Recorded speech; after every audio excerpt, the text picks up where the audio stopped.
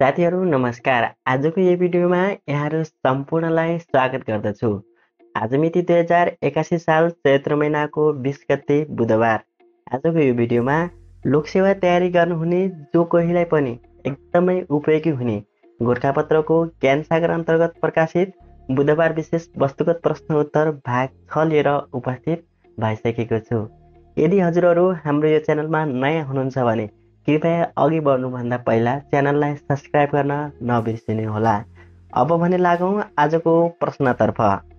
आजको प्रश्न नम्बर 1 मा रहेको छ, विश्व बैंकले सन् 2025 मार्च 24 मा सार्वजनिक गरेको प्रतिवेदन अनुसार नेपालको 3 दशकको आर्थिक वृद्धि दर कति रहेको छ? यसको उत्तर रहेको छ 4.2%।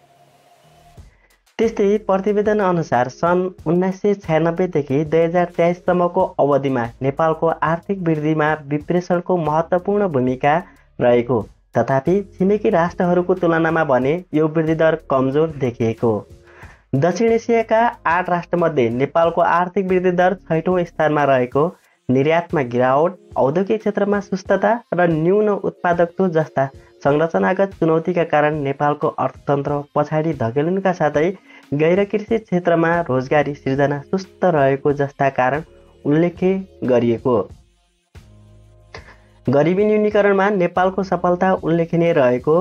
16औं आवाधिक योजनाले सन् 2029 सम्म वार्षिक 7.1% को जीडीपी वृद्धिको अनुमान गरेको।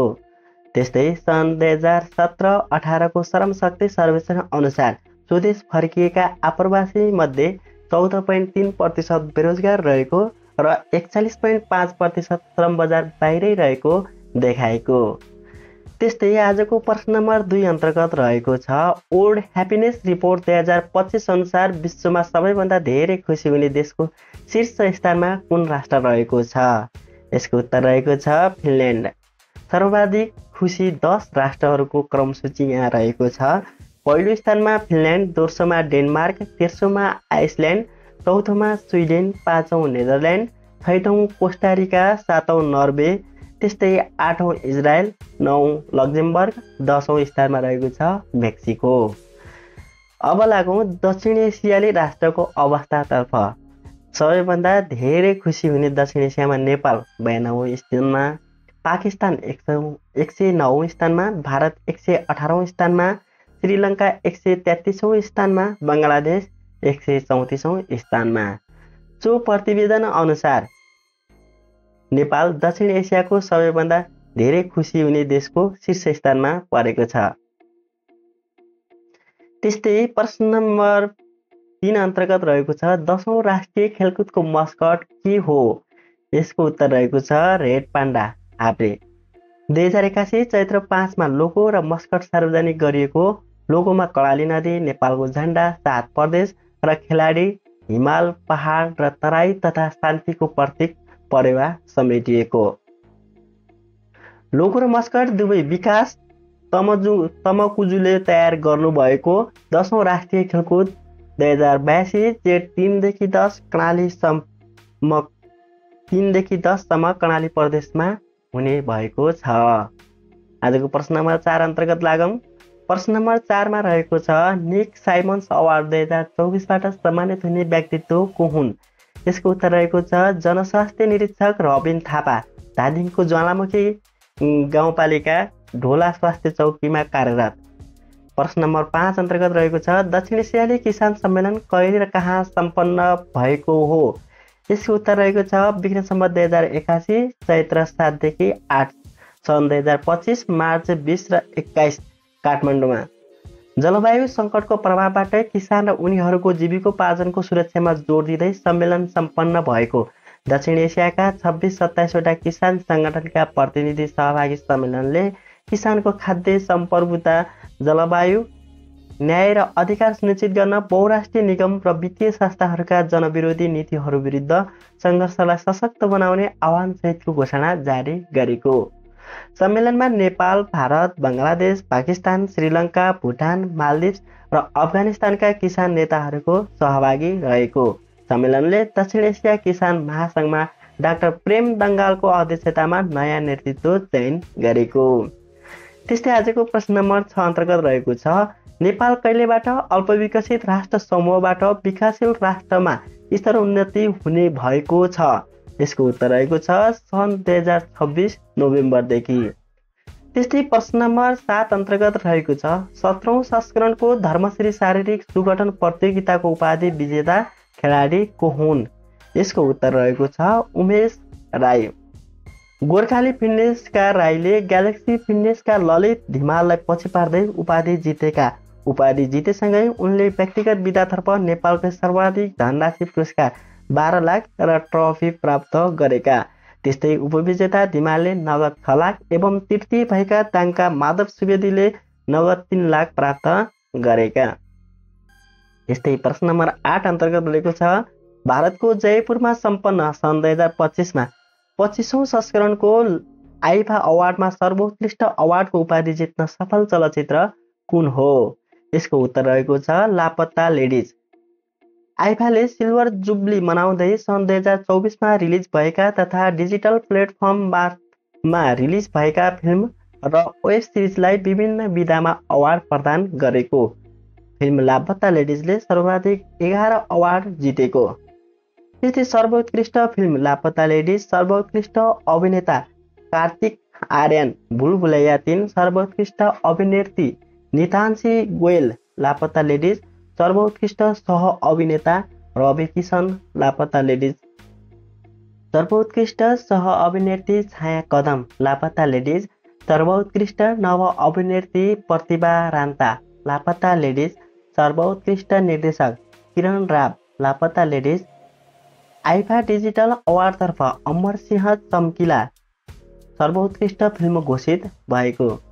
त्यस्तै प्रश्न नम्बर 9 अन्तर्गत रहेको छ वरिष्ठ पत्रकार माधवर सिंह बस्नेतको निधन कहिले भएको हो? यसको उत्तर रहेको छ विक्रमसम्म 2081 चैत्र 9 गते।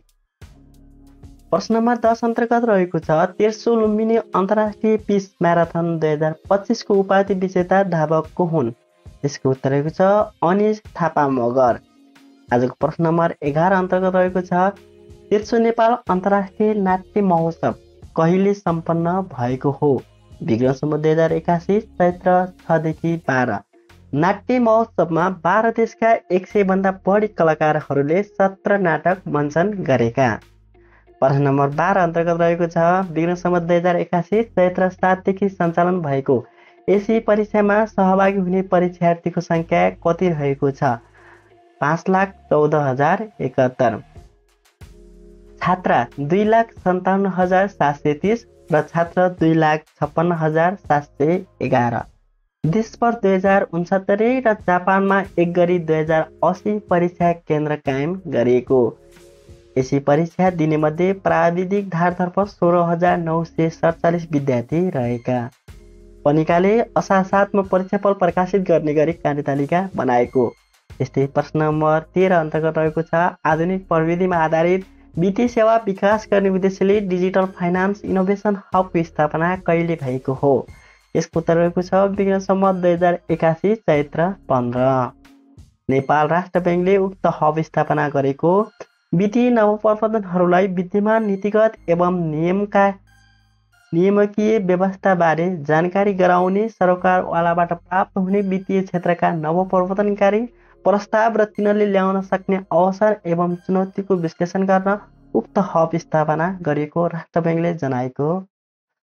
त्यस्तै आजको प्रश्न नम्बर 14 अन्तर्गत रहेको छ नेपाल क्रिकेट सङ्घ क्यानले क्रिकेटको मुख्य प्रशिक्षक राष्ट्रिय पुरुष टोलीमा कसलाई नियुक्त गर्यो? यसको उत्तर रहेको छ स्टुअर्ट ल अस्ट्रेलिया। विक्रमसम्म 2081 चैत्र 15 अस्ट्रेलियाका पूर्व ब्याट्सम्यान स्टुअर्ट ल नेपाली राष्ट्रिय क्रिकेट टिमका मुख्य प्रशिक्षक नियुक्ति भएका। उनको कार्यकाल 2 वर्ष हुनेछ। त्यस्तै प्रश्न नम्बर 15 अन्तर्गत रहेको छ पहाचरे पर्व कहिले मनाइन्छ? यसको उत्तर रहेको छ घोडे जात्रा चैत्र कृष्ण औँसीको अघिल्लो दिनदेखि 3 दिनसम्म। प्रश्न नम्बर 16 अन्तर्गत रहेको छ विशिष्ट आख्यानकार परशु प्रधानको स्मृतिमा स्थापित परशु कल्पना श्रेष्ठ सम्मान 2081 कसलाई प्रदान गरियो? यसको उत्तर रहेको छ आख्यानका द्वय ध्रुव सापकोटा र गणेश रसिक। पुरस्कार राशि जनवरी रु 50,101। प्रश्न नम्बर 17 अन्तर्गत रहेको छ 8औं नेपाल अन्तर्राष्ट्रिय चलचित्र महोत्सव निपमा उत्कृष्ट गौतम बुद्ध अवार्ड जित्न सफल चलचित्र कुन हो? यसको उत्तर रहेको छ साम्बाला। उत्कृष्ट राष्ट्रिय फिचर फिल्म अवार्ड चलचित्र आँखा। उत्कृष्ट अभिनेता आरके मेहता आँखा। उत्कृष्ट अभिनेत्री अञ्जना बराइली पुजार सार्की। उत्कृष्ट फिचर फिल्म अवार्ड छायाकार राजेश श्रेष्ठ। उत्कृष्ट राष्ट्रिय चलचित्र लेखन अवार्ड जोन योन्जन। डन क्विकजोड अवार्ड रुकमणी भारतीय film. Manjushree award AI film award the Abyss Argentina. त्यस्तै छोटो चलचित्र विधातर्फ उत्कृष्ट सर्ट फिल्म निर्देशक award Nishan Kharti a witness. Mount Everest award melting snow Belgium. Bagmati award स्पेनी फिल्म लुसिया जी रोमेरो। त्यस्तै अडियन्स चोइसतर्फ उत्कृष्ट कथानक चलचित्र सतीदेवी लक्ष्मण सुवेदी निर्देशित। उत्कृष्ट डकुमेन्ट्री गर्ल्स रिराइटिङ डेस्टिनी। उत्कृष्ट छोटो फिल्म दि विटनेस ट्री। उत्कृष्ट राष्ट्रिय डकुमेन्ट्री फिल्म देवी सुबिना श्रेष्ठ। उत्कृष्ट short film the witness tree Nirajan Raj Bhetwal. त्यस्तै 2081 चैत्र 7 देखि 11 सम्म काठमाडौँमा भएको निप महोत्सवमा 40 देशका 87 फिल्म प्रदर्शन भएका। आजको प्रश्न नम्बर 18 अन्तर्गत रहेको छ वरिष्ठ पत्रकार तथा राजनीतिज्ञ कमल कोइरालाको निधन कहिले भएको हो? यसको उत्तर रहेको छ विज्ञान सम्मत 2081 चैत्र 17। पूर्व प्रधानमन्त्री मातृका प्रसाद कोइरालाका छोरा उनी कोइराला परिवारका एकमात्र कम्युनिस्ट नेताको रूपमा परिचित रहेका। क्वेसन नम्बर 19 अन्तर्गत रहेको छ नेपालमा पहिलोपटक अन्तर्राष्ट्रिय स्तरको दौड सम्मेलन नेपाल इन्टरनेसनल रनिङ कन्फरेन्सको आयोजना कहिले हुने भएको छ? यसको उत्तर रहेको छ विक्रम सम्वत 2082 जेठ 23। त्यस्तै प्रश्न नम्बर 20 अन्तर्गत रहेको छ प्रधानमन्त्री कप एक दिवसीय राष्ट्रिय क्रिकेट प्रतियोगिता 2021 को उपाधि कसले जित्यो? यसको उत्तर रहेको छ नेपाल पुलिस क्लब। उपविजेता त्रिभुवन आर्मी क्लब। पुलिस क्लबले ट्रफी सहित 10 लाख रुपियाँ प्राप्त गरेको। उपविजेता आर्मी 5 लाख रुपियाँको हकदार बनेको। पहिलो संस्करणमा आर्मीसँगै उपाधि बाँडेको पुलिसले सन् 2019 र गत वर्ष पनि उपाधि जितेको। पुलिसका स्पिनर ललित राजवंशी सर्वश्रेष्ठ खेलाडी घोषित भएका। सर्वश्रेष्ठ खेलाडी ललित राजवंशी। सर्वश्रेष्ठ बोलर ललित राजवंशी। सर्वश्रेष्ठ ब्याट्सम्यान अर्जुन कुमार गण्डकी। उदयमान खेलाडी तीर्थराज दास त्रिभुवन आर्मी। साथीहरू आजलाई गोर्खापत्रको ज्ञानसागर अन्तर्गत प्रकाशित बुधबार विशेष वस्तुगत प्रश्न उत्तर भाग 6 यही सकिएको छ।